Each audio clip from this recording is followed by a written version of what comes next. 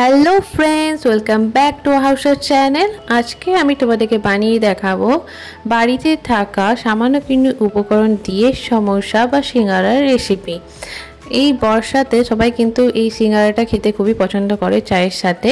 তো চলো তাহলে বানিয়ে নেওয়া যাক। সবার প্রথমে আমি এখানে আলু এবং গাজর এগুলোকে টুকরো করে সেদ্ধ করে নিয়েছি এবং এটাকে একটা চামচের সাহায্যে ম্যাশ করে নিচ্ছি। এইভাবে একটা চামচের সাহায্যে এটাকে ভালোভাবে আমি ম্যাশ করে নিলাম।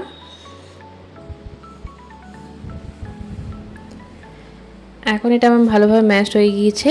এদিকে আমি একটা পাত্র গরম করে তার মধ্যে দিয়ে দিলাম দুটো শুকনো লঙ্কা। এটাকে একটু ভালোভাবে গরম করে নিচ্ছি।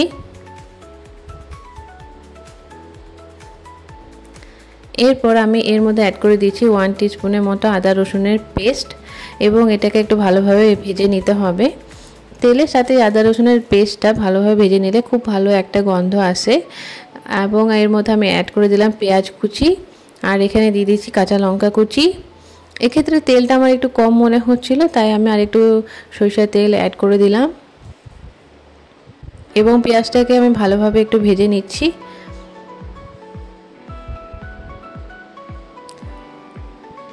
দু মিনিট এইভাবে পেঁয়াজটাকে একটু ভালো করে ভেজে নিলে পেঁয়াজটা কিন্তু নরম হয়ে যাবে।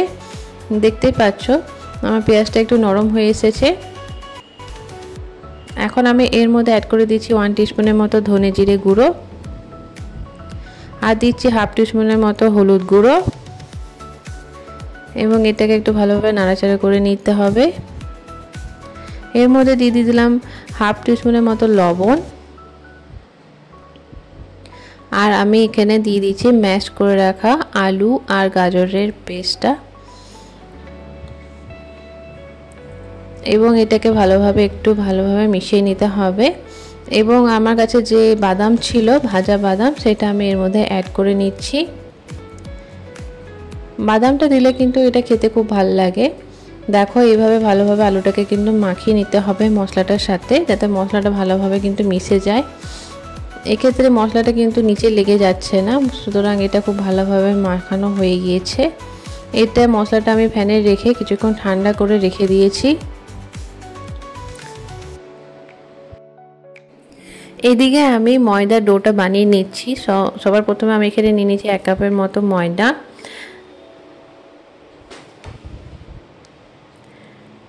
এখানে আমি 1 কাপের মতো ময়দা নিয়েছি। এর মধ্যে দিয়ে দিচ্ছি হাফ টিস্পুনের মতো লবণ।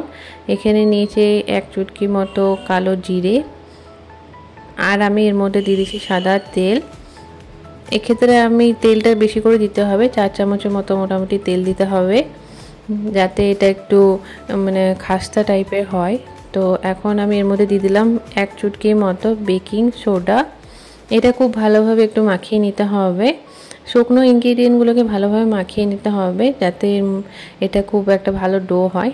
এইভাবে হাতে করে মুঠো করে দেখে নিতে হবে যে ডোটা ভালোভাবে হয়েছে নাকি। দেখো আমার এক্ষেত্রে কিন্তু ভালোভাবে সব মাখানো হয়ে গিয়েছে। এর মধ্যে হালকা একটু জল দিয়ে ভালোভাবে মাখিয়ে নিচ্ছি। খুব বেশি জল দিলে হবে না, এই ডোটা খুব বেশি নরম করলে কিন্তু হবে না, একটু শক্ত শক্ত রাখতে হবে। দেখতেই পাচ্ছ আমার এই ময়দার ডোটা কেমন হয়েছে। এখন আমি এটাকে 8 ঘন্টা মতো রেস্টে রেখেছিলাম। তারপর আমি এইভাবে দুটো গোল গোল লিচি কেটে নিয়েছি। এটাকে একটু ভালোভাবে বেলে নেব।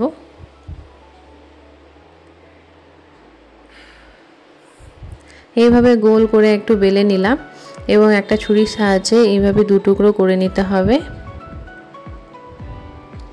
2 টুকরো করে নেওয়ার পর এটাকে হাতে ধরে একটু ভাঁজ করে নিতে হবে।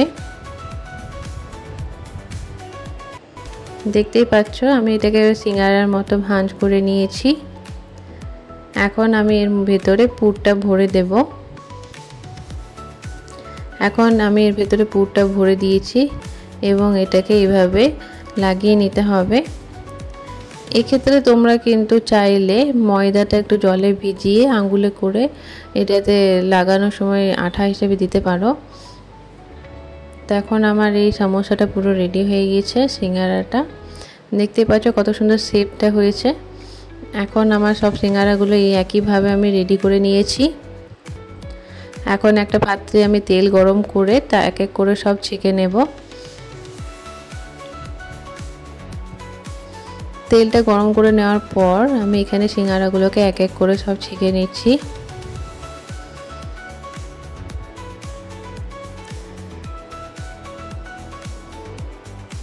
বৃষ্টি হলে কিংবা শীতকালে এই সিঙ্গারা খেতে কিন্তু খুব ভাল লাগে। বাইরে মানে যে সিঙ্গারাগুলো পাওয়া যায় সেগুলো থেকে বাড়িতে বানানো সিঙ্গারাটাই কিন্তু বেশি টেস্টফুল হয় এবং খুবই হেলদি হয়, অতটা মানে ক্ষতিকর হয় না। তো সেই জন্য তোমরা চাইলে কিন্তু বাড়িতে এইভাবে সিঙ্গারা বানিয়ে নিতে পারো। আমার এই রেসিপিগুলি তোমাদের যদি ভালো লেগে থাকে তাহলে কিন্তু অবশ্যই লাইক, কমেন্ট এবং সাবস্ক্রাইব করতে ভুলবে না। এখন আমার সিঙ্গারাগুলো দেখো পুরোপুরি রেডি হয়ে গিয়েছে। এইভাবে হালকা একটু লালচে হলে কিন্তু তোমরা তুলে নিও। এখন আমার সিঙ্গারাগুলো দেখছো কত সুন্দর হয়েছে, পারফেক্টভাবে রেডি হয়ে গিয়েছে। ভিডিওটি পুরো দেখার জন্য কিন্তু অসংখ্য ধন্যবাদ।